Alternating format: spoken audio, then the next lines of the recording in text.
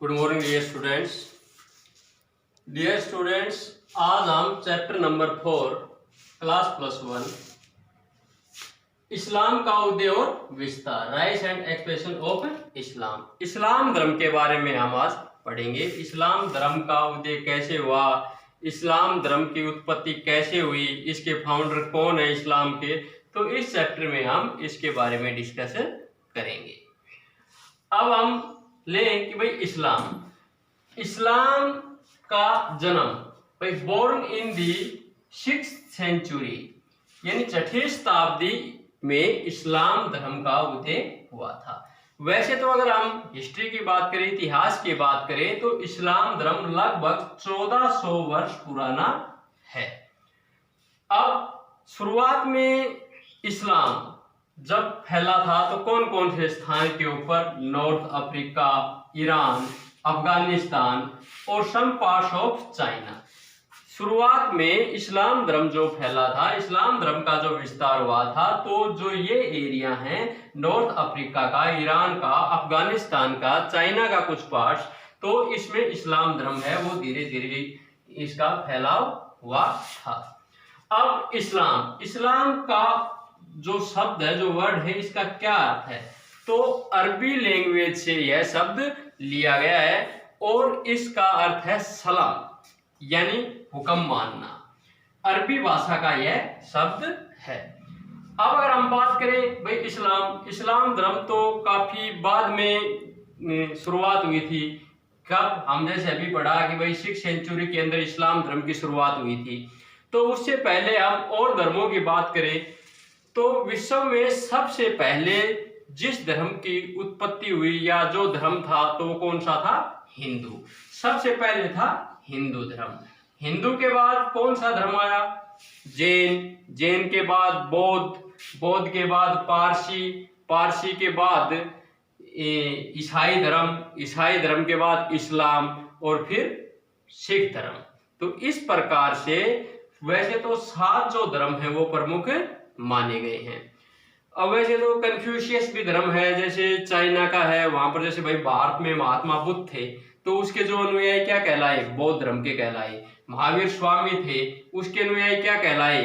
उसके अनुयायी जैन धर्म के कहलाए। तो इसी प्रकार से जो कन्फ्यूशियस धर्म है, तो चाइना के अंदर कन्फ्यूशियस जो व्यक्ति था उसके जो अनुयायी थे वो कन्फ्यूशियस जो धर्म से संबंधित थे वो कहलाए। तो अगर हम बात करें हिंदू धर्म की बात करें तो हिंदू धर्म की जो सबसे पवित्र पुस्तक है कौन सी है? भगवत गीता है। और सबसे प्राचीन जो धर्म है वो कौन सा माना गया है? हिंदू धर्म ही है। उसके बाद बौद्ध धर्म में क्या है? बौद्ध धर्म में महात्मा बुद्ध की मृत्यु के बाद 2 भागों में डिवाइड हो गया था। कौन से? हीनयान और महायान। अब हीनयान में क्या है? हीनयान में भाई महात्मा बुद्ध की जो शिक्षाओं के ऊपर चले, जो मूर्ति पूजा के खिलाफ थे, तो वो हीनयान वाले थे। महायान क्या है? जो महात्मा बुद्ध की मूर्ति के रूप में पूजा करने लगे वो महायान। इसी प्रकार जैन धर्म भी 2 भागों में डिवाइड हो गया था जैन महावीर स्वामी की मृत्यु के बाद। कौन से? श्वेतांबर या पीतांबर और दिगंबर जैन। अब श्वेतांबर पीतांबर तो क्या है? जो वस्त्र धारण करते हैं, और दिगंबर जैन वाले जो वस्त्र धारण नहीं करते। जैन धर्म में तीर्थकर हुए हैं कितने? जैन धर्म में टोटल 24 तीर्थकर हुए हैं। यानी जो मुनि थे, जो इसने जैन धर्म की शुरुआत, जैन धर्म का जो वास्तविक जो संस्थापक है, जो फाउंडर है, किसको माना गया है? महावीर स्वामी को माना गया है। लेकिन इसका जो पहला जैन धर्म का जो तीर्थकर था वो कौन है? वो है ऋषभदेव, 23वां पार्श्वनाथ। कई बार हमारे जो एग्जाम है, कंपटीशन एग्जाम है, उनमें भी पूछ लेते हैं कि भाई जैन धर्म का प्रथम तीर्थकर कौन था, फर्स्ट कौन था? तो ऋषभदेव। और या फिर 23वां पूछते हैं भाई 23 उसमें कौन था? पार्श्वनाथ। और लास्ट 24वां जिस महावीर स्वामी, जिसने जैन धर्म का वास्तविक संस्थापक माना गया है। इसी प्रकार से हिंदू धर्म की अगर हम पवित्र पुस्तक की बात करें तो भगवत गीता, मैंने आपको फिर रिपीट कर दी, फिर बता दिया। और बौद्ध धर्म के त्रिपिटक है, विनय पिटक, हदिगम पिटक, और जैन धर्म की त्रिरत्न है। और इसी प्रकार से ईसाई धर्म की बाइबल है।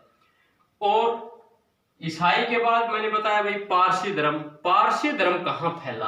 पारसी धर्म की अब संख्या बहुत कम रह चुकी है। पारसी धर्म ईरान में शुरुआत हुई थी।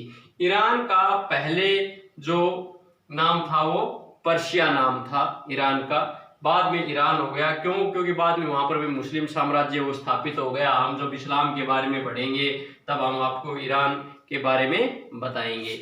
और उसके बाद पारसी धर्म में जो पवित्र पुस्तक है उसका नाम है जैन अवेस्ता। अब हम आते हैं इस्लाम। इस्लाम के जो फाउंडर है पैगंबर मोहम्मद, इनकी जो पवित्र पुस्तक है वो कौन सी है? कुरान है इसकी, इस्लाम की। और इसके बाद जो लास्ट जो मैंने बताया सिख धर्म की शुरुआत गुरु नानक देव ने की थी। 10 सिख गुरु हुए हैं और आखिरी गुरु गोविंद सिंह थे जिन्होंने खालसा पंथ की भी स्थापना की थी। खालसा पंथ की स्थापना कब की थी? 1699 ईस्वी के अंदर खालसा पंथ की स्थापना की गई थी। तो इस प्रकार से हमारे वर्ल्ड के अंदर, विश्व के अंदर यह धर्म है वो प्रमुख हैं। अब हम वापस आते हैं इस्लाम। भाई इस्लाम भाई नॉर्थ अफ्रीका, ईरान, अफगानिस्तान और सम पार्ट्स ऑफ चाइना, इन क्षेत्रों में फैला। इस्लाम के जो 2 पवित्र जो स्थान है वो कौन से हैं? मक्का और मदीना है। उनका विशेष महत्व है इस्लाम धर्म के अंदर। और अब इस्लाम धर्म के बारे में भाई कौन कौन से सोर्सेज है इस्लाम को जानने के, कौन कौन से ऐतिहासिक स्रोत है इतिहास के अंदर, हम उसके बारे में डिस्कस करेंगे। तो पहला है जैसे 6वीं हिस्टोरियल वर्क्स, यानी ऐतिहासिक कृतियां कौन सी हैं, अर्ध ऐतिहासिक ऐतिहासिक कृतियां कौन सी हैं। तो उसमें जो 600 ईस्वी से लेकर के 600 एडी से लेकर के 1200 एडी तक का जो इतिहास है जो लिखा गया है इस्लाम के बारे में, तो उन घटनाओं को क्या कहा जाता है? तवारीख कहा जाता है। उन घटनाओं को तवारीख के नाम से जाना जाता है। इसी प्रकार से सीरा है जो पैगंबर मोहम्मद की एक प्रकार से आत्मकथा है। तो उसमें लिखा गया है कि भाई इस्लाम धर्म की स्थापना कैसे हुई और इस्लाम के टीचिंग कौन कौन सी, शिक्षाएं कौन कौन सी हैं, तो उससे भी हमें जानकारी प्राप्त होती है। अब जो डॉक्यूमेंट्स हैं, जो दस्तावेज प्राप्त हुए हैं हमें उस समय के, कब? 600 ईस्वी से लेकर के और 1200 ईस्वी तक के, तो उसमें भी हमें इस्लाम धर्म के बारे में जानकारी प्रदान होती है। जैसे उस समय यूरोप के जैसे कुछ इतिहासकार थे और अरब के जो इतिहासकार थे, उन्होंने जो भी पुस्तकें वगैरह लिखी, जो भी डॉक्यूमेंट्स वगैरह थे, तो उससे हमें जानकारी प्राप्त होती है।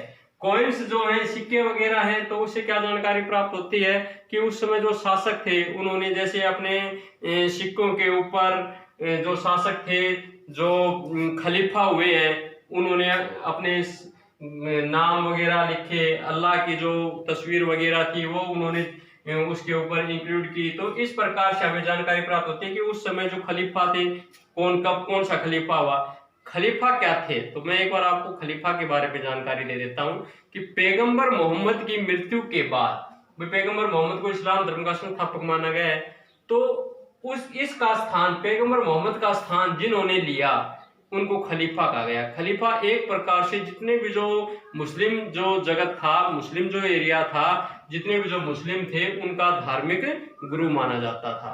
एक प्रकार से जो, अगर हम खलीफा का उदाहरण दें, तो अगर हम बात करें भारत की, तो भारत में जब इस्लाम की शुरुआत हम कब से मानते हैं, तो चलो वैसे तो इस्लाम भारत में कब आया था? 1206 ईस्वी में, जब स्लेव डायनेस्टिक, गुलाम वंश की स्थापना हुई थी भारत में। गुलाम वंश ने भारत में शासन करना शुरू कर दिया था, कुतुबुद्दीन ऐबक ने, तब एक प्रकार से इस्लाम धर्म की शुरुआत मानी गई है। अगर हम उससे पहले थोड़ा डिस्कस करें, 1206 से पहले, तो भारत में जो मुस्लिम जो आक्रमणकारी थे, सबसे पहले तो कौन सा था? मोहम्मद बिन कासिम था, जिसने 7वीं सेंचुरी के अंदर, 7वीं शताब्दी के अंदर 712 ईस्वी के लगभग भारत पर आक्रमण किया था, तो और इस्लाम को भारत में फैलाने का प्रयास किया था। लेकिन उस समय भारत में इस्लाम है वो फैला नहीं। क्यों? क्योंकि मोहम्मद बिन कासिम है वो केवल कुछ एरिया के ऊपर अधिकार करके वापस चला गया था और बाद में उसकी डेथ हो गई थी।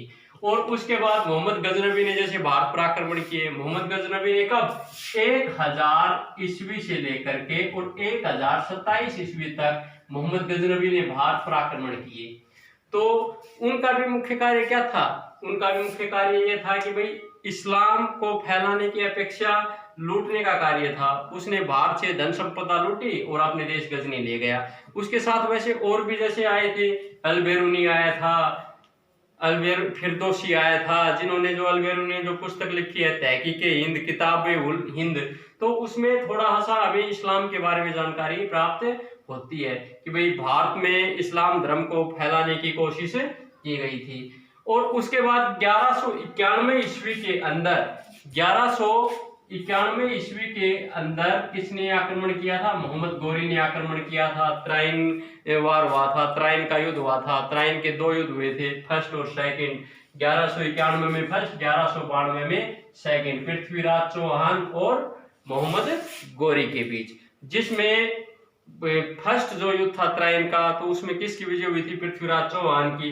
सेकंड जो था उसमें किसकी विजय हुई थी? मोहम्मद गोरी की।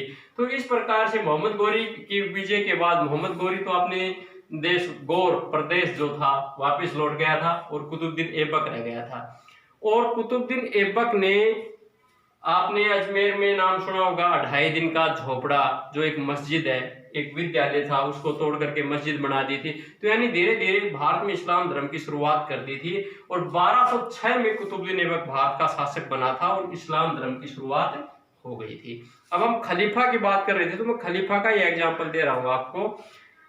कुतुबुद्दीन ऐबक की डेथ के बाद 1210 के बाद, कुतुबुद्दीन ऐबक की डेथ कब हो गई थी भाई? 1206 से लेकर के और 1210 ईस्वी तक कुतुबुद्दीन ऐबक ने भारत के ऊपर शासन किया था। और उसके बाद इल्तुतमिश बना था, अल्तमश भी बोलते हैं हम उसको।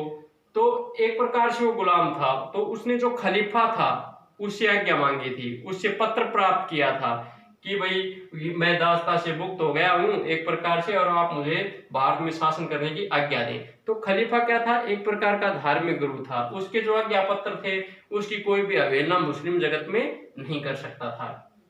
तो पैगंबर मोहम्मद की मृत्यु के बाद खलीफाओं ने जो इस्लाम धर्म को फैलाने का कार्य किया था, तो खलीफा और खलीफा का अंत किस प्रकार से हुआ?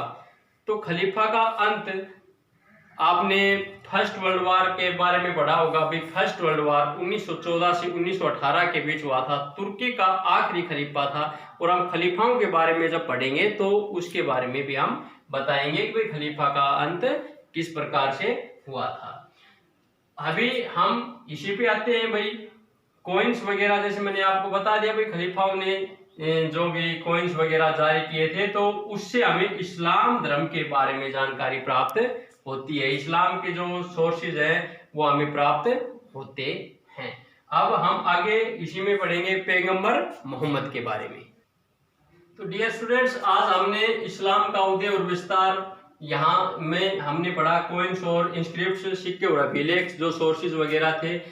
आगे हम नेक्स्ट जो वीडियो बनाएंगे तो उसमें पैगंबर मोहम्मद जो इस्लाम का जो संस्थापक माना गया, जो फाउंडर माना गया है, उसके बारे में पढ़ेंगे। खलीफाओं के बारे में पढ़ेंगे, इसकी जो शिक्षाएं हैं, कौन कौन सी शिक्षाएं इस्लाम धर्म की, उनके बारे में जानकारी प्राप्त करेंगे। ठीक है, तो यहाँ तक आप एक बार इसको चैप्टर को रिवाइज करना। अगर कोई भी प्रॉब्लम वगैरह हो तो कमेंट्स वगैरह करके हमें जरूर बताइए। धन्यवाद।